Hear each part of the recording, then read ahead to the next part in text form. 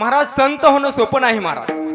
संत होण्यासाठी लोकांनी दिलेल्या शिव्या शाप सहन करावे लागतात. संत होण्यासाठी लोकांनी केलेला अपमान सहन करावा लागतो. संत होण्यासाठी लोकांनी केलेली निंदा नालस्ती सहन करावी लागते. संत होण्यासाठी लोकांनी वाळीत टाकलं तरी देखील सहन करावं लागतं. लोकांनी काठीनं मारलं तरी देखील सहन करावं लागतं.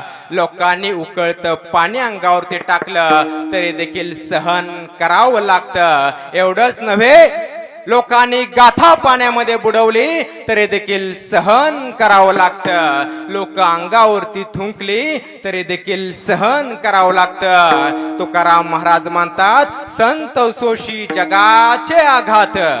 जे कोणत्याही परिस्थितीत संत राहतात त्यांना संत म्हणावं. तेची संत